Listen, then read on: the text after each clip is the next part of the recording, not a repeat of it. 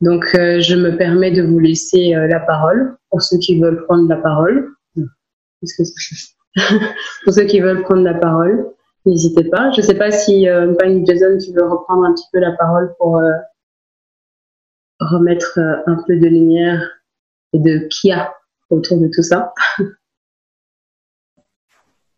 Oui, si je peux me permettre, merci. Matondo, parler justement en fait de la mort, comme l'a parlé Pangui Stéphane Matondo, c'est justement ce passage qui nous ramène cette fois-ci à l'âme Our, à toute lumière. Et justement, nous avons un exemple que nous connaissons tous, le grand Kem Our, qui était que l'on a appelé en fait Osiris, qui était le grand noir, mais qui est aussi en fait le principe substantiel alchimique qui renvoie au soufre. Ce soufre qui est en nous et qui est en réalité en fait le souffle primordial.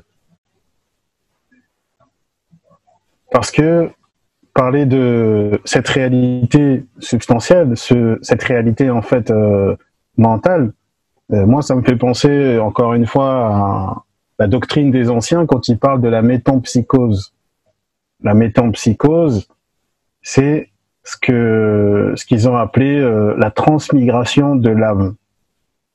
Pour revenir en fait sur les termes du Kimuntu, on parle du Muntu et on parle du Kimuntu. Le Muntu, c'est la descente justement de cette mentalité, de ce mental dans la matière, dans l'ADN. Muntu. Mu, comme vous le savez en fait, qui veut dire l'incarnation du principe de la lumière primordiale dans le tout. Mu, qui rappelle en fait le mu, la lettre M, le mu que l'on voit aussi dans les lettres grecques, mu qui renvoie à mu, qui renvoie à la moitié, au moon, à la lune, mais qui renvoie aussi à la polarisation de la matière. Quand on parle du mu, on parle de la densification. On parle en fait de la séparation. Muntu,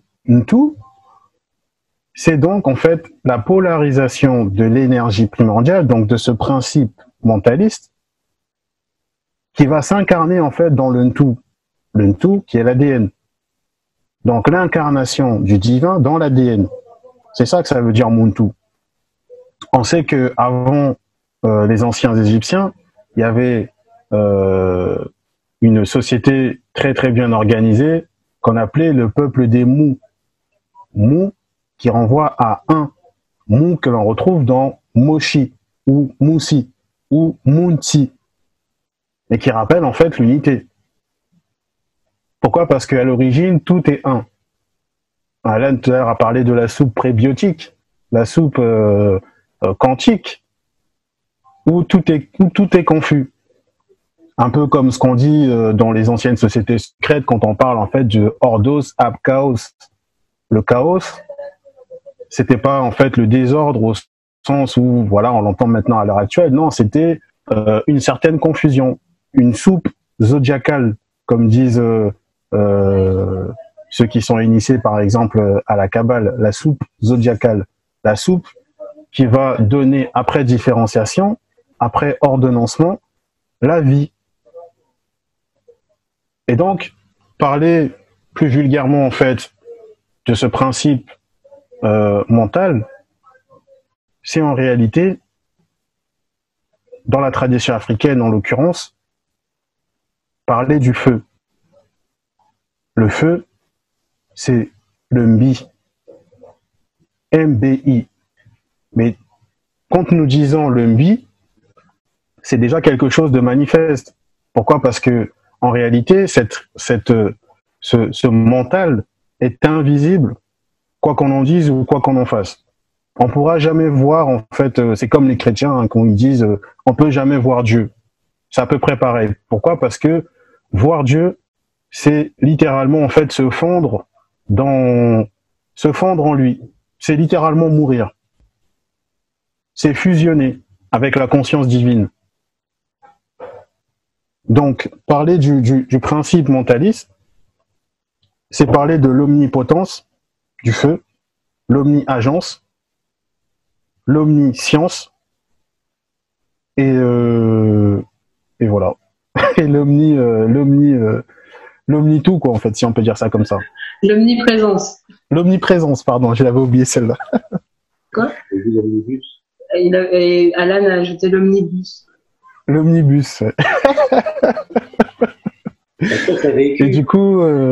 Il véhiculé tout ça. Ah, c'est sûr, bon. Mais c'est le corps qui s'en occupe. Oui, tout à fait. Nous sommes l'omnibus. Waouh, ok. Bon. Alors, comment utiliser ce principe de manière terre à terre? Nous savons que nous sommes nous-mêmes, en fait, l'incarnation du tout. Donc, nous sommes un microcosme. Nous sommes des petites divinités. On a entendu et on entend toujours, même jusqu'à maintenant, hein, qu'on parle de substantialité, on dit qu'on est multidimensionnel. Le Muntu est multidimensionnel. Mais pourquoi il est multidimensionnel? Parce que si nous prenons l'exemple, par exemple, le point mathématique est insignifiant, mais il est multidimensionnel. C'est-à-dire qu'il peut aller dans toutes les directions possibles. Il a toutes les capacités. Il peut à la fois être ici et là. On le retrouve en fait dans toutes les figures géométriques. On le retrouve en tout et partout. Le point contient en substance tout ce qui existe.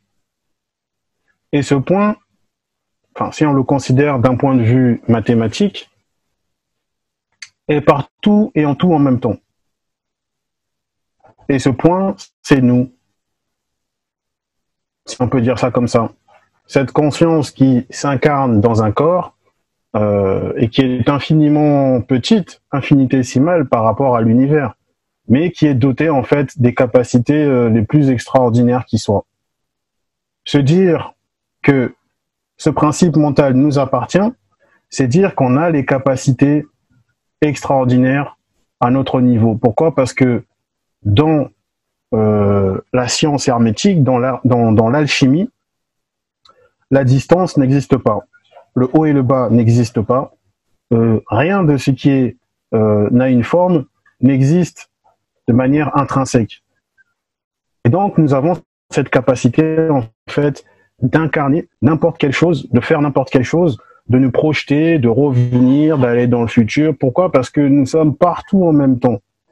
C'est ça que ça veut dire, en fait, le principe mentaliste. Donc voilà, Atondo.